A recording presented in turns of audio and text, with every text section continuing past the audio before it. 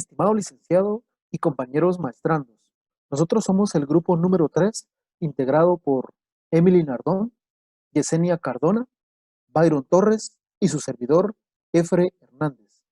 En esta oportunidad trataremos el tema relacionado con las normas internacionales de auditoría número 520 y número 530. Daremos inicio con la NIA 520. Procedimientos analíticos. Alcance. El alcance de esta norma trata sobre el empleo por parte del auditor de procedimientos analíticos y procedimientos sustantivos. Esto durante la ejecución de la auditoría. También trata sobre la responsabilidad que tiene el auditor de aplicar procedimientos analíticos en una fecha cercana al final de la auditoría. Esto con el fin de obtener una conclusión global respecto a los estados financieros. De igual manera, nos indica que la NIA 315 y 330, dentro de sus requerimientos, establecen realizar procedimientos analíticos sustantivos. Objetivo. Esta norma tiene dos objetivos. El primero es la obtención de evidencia de auditoría relevante y fiable. Esto lo alcanzará mediante la aplicación de procedimientos analíticos sustantivos.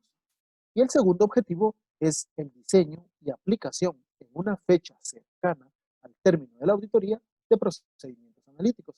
Esto con la intención que le ayuden a alcanzar una conclusión global sobre si los estados financieros son congruentes respecto al conocimiento de la entidad. Definiciones.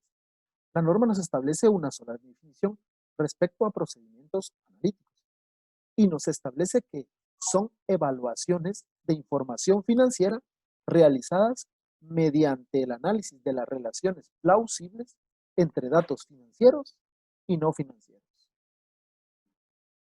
Continuando con la exposición de esta norma, les voy a hablar acerca de los requerimientos.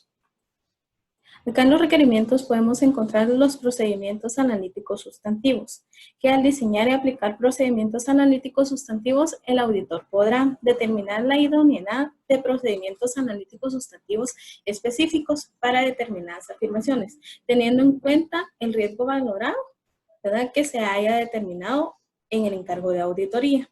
También podrá evaluar la fiabilidad de los datos a partir de los cuales se define su expectativa con respecto a las cantidades registradas o los ratios.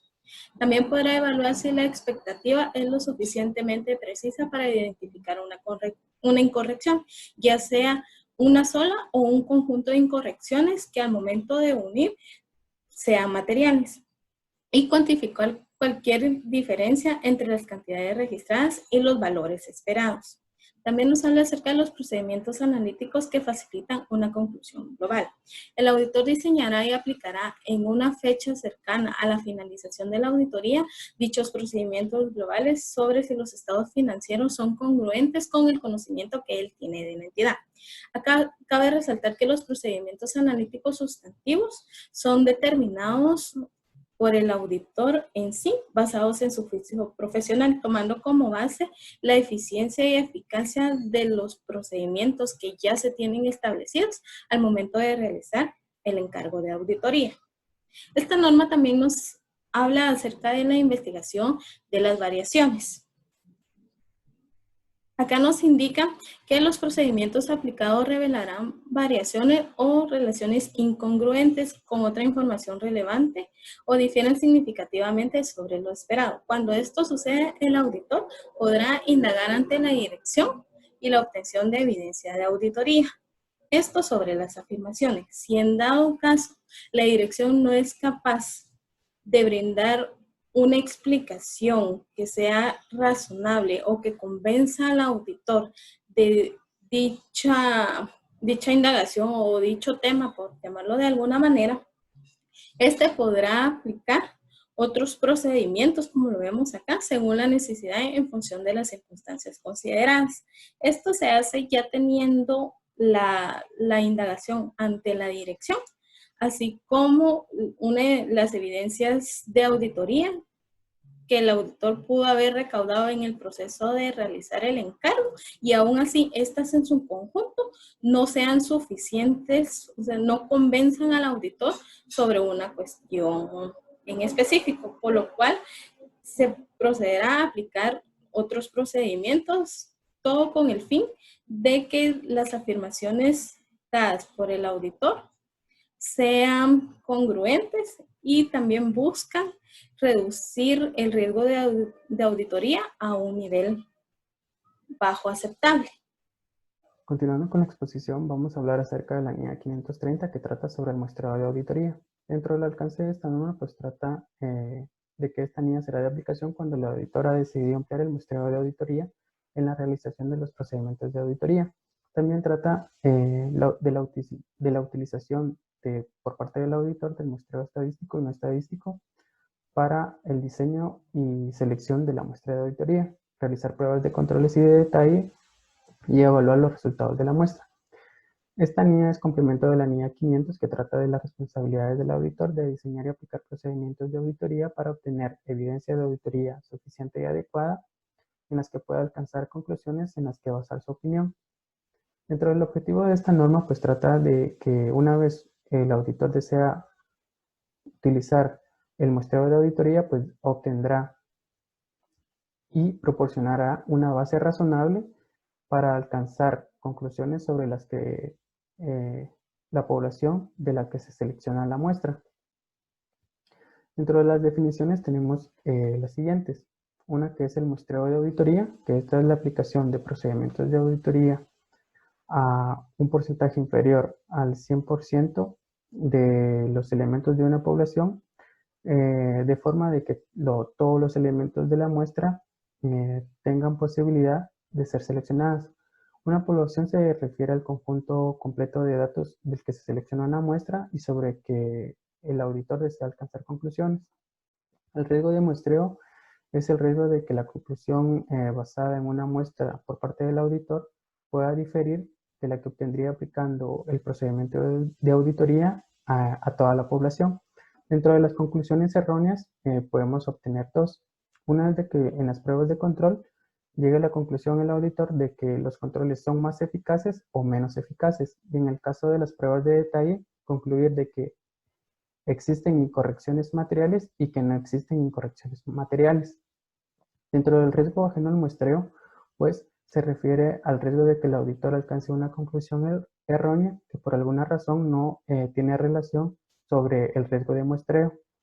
Dentro de la anomalía, pues esta es una incorrección o una desviación de la que se puede garantizar de que no representan incorrecciones y desviaciones en una población. La unidad de muestreo pues son los elementos individuales que forman parte de una población. El muestreo estadístico en este tienen dos características. Una de ellas es la selección aleatoria de los elementos de la muestra y la teoría de la probabilidad para evaluar los resultados de la muestra y también midiendo el riesgo de muestreo. La estratificación se refiere a la división de una población en subpoblaciones con el objetivo de obtener grupos de muestreo de características similares. Dentro de estas habitualmente tienen un valor monetario. La incorrección tolerable pues se refiere al importe establecido por parte del auditor con el objetivo de asegurarse de que las incorrecciones existentes en la población no superan el importe establecido por parte del auditor.